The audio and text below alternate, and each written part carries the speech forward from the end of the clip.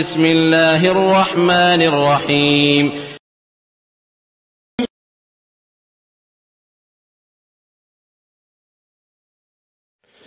আসসালামু আলাইকুম ওয়া রাহমাতুল্লাহি ওয়া বারাকাতুহু। আমাদের এক ভাই প্রশ্ন করেছেন যে দুধ থেকে আপনার ঝাড়ফুঁক করা যাবে কিনা। হ্যাঁ, আমরা এই ক্ষেত্রে বলবো যে আপনার দুধ থেকে ঝাড়ফুঁক করা এটা নতুন একটা পদ্ধতি চালু হয়েছে, পূর্ববর্তীতে ছিল না। না রাসূল আকরাম সাল্লাল্লাহু আলাইহি ওয়াসাল্লাম এরকম করেছেন, না সাহাবায়ে কেরাম করেছেন, না পূর্ব যুগের যত সালফে সালেহিনদের মধ্যে আলেম সমাজ ছিলেন তারা এরকম কোনো কিছু করেননি। বরং এটা বর্তমানে দেখা যায় অনেকে চ্যানেলের মধ্যে পর্যন্ত ঝাড়ফুঁক করে। সুতরাং এটা নব আবিষ্কৃত। এটা খেয়াল রাখতে হবে, শুধু এখানে ঝাড়ফুঁক করা, কোরআন তেলাওয়াত বা অন্য কিছু করা দূর থেকে এসেই উদ্দেশ্য থাকে না। হ্যাঁ, বরং আপনার এখানে অনেকগুলো উদ্দেশ্য এর সাথে সম্পৃক্ত, যা আমরা জানি বা না জানি। কারণ রাসূল আকরাম সাল্লাল্লাহু আলাইহি ওয়াসাল্লাম ঝাড়ফুঁক করছেন সরাসরি, সুতরাং এর মধ্যে অনেকগুলো ব্যাপার থাকতে পারে।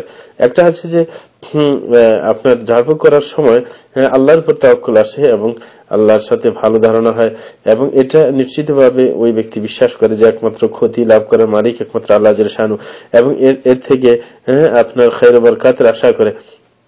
এবং এরকম ভাবে আপনার যে কোরআন আর দোয়াগুলো পড়া হয় সেখান থেকে আপনার মানুষ লাভবান হয়, তার শরীর উপকৃত হয়, এবং এরকম ভাবে অন্তরের ঈমান আরো শক্তিশালী হয়। বিশেষ করে শয়তান এই জিকির আর কোরআনের কারণে দূরে সরে যায় এবং রোগ ব্যাধিও দূর হয়ে যায় আল্লাহর ইচ্ছায়।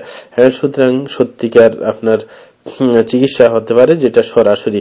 এবং এটা একটা কথাও আছে যে আপনার কোন রোগ কখনো চিকিৎসা হয় না যতক্ষণ পর্যন্ত রোগী ঔষধের কি সরাসরি ওষুধ ব্যবহার না করে। এখানে কোনো ব্যবহার করা হলো না, তার উপর কোনো আপনার ফু দেওয়া হলো না, কোনো কিছু করা হলো না, দূর থেকে এটা কোন সাধারণ পদ্ধতির ব্যতিক্রম হলো।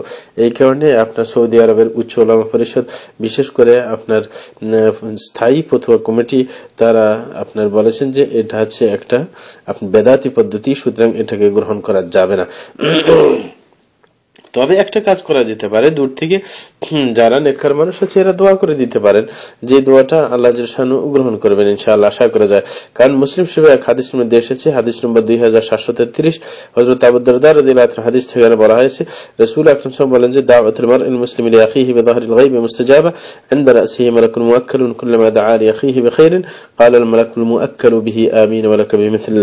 যে রাসূল বলেন একজন মুসলমান সে যদি তার কোন ভাইয়ের জন্য তার অনুপস্থিতিতে দোয়া করে তাহলে তার দোয়া গ্রহণযোগ্য হবে, এবং তার মাথার পাশে একজন ফেরেশতা নির্ধারিত থাকে যে যখনই সে তার ভাইয়ের জন্য দোয়া করে, মুসলিম ভাইয়ের জন্য কোনো কল্যাণের, তখন সে দায়িত্বশীল ফেরেশতা বলেন আমিন ওয়া লাকা বিমিথল, যে আল্লাহ তোমার দোয়া কবুল করুন এবং তোমার জন্য সেটা যেন হয়ে যায়।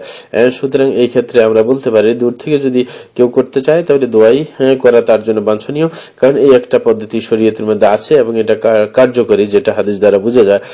আর যেটার কোনো কার্যকারিতা নিশ্চিত নয় এবং যেটা রাসূল আকরাম সাল্লাল্লাহু আলাইহি ওয়াসাল্লাম করেন নাই, কারণ সেটার যে এমন হয়েছে যে এই যুগে এসেছে সেই যুগে করা সম্ভব ছিল না এমন না, বরং সেই যুগে করা সম্ভব ছিল। যে দূর থেকে রাসূল এরকম ফু দিয়ে দিতেন, আপনার দূর থেকে আরেকজন খবর আসলে রোগী সামনে না নিয়ে আসে, কিন্তু সেই যুগে তো করেন নাই। তো সেখান থেকে বোঝা যায় যে এটা নব আবিষ্কার এবং এটা শরীয়তের মধ্যে অগ্রহণযোগ্য একটা ব্যাপার নতুন করে চালু হয়েছে। সুতরাং আমরা এই ব্যাপারে সতর্ক থাকবো। ধন্যবাদ।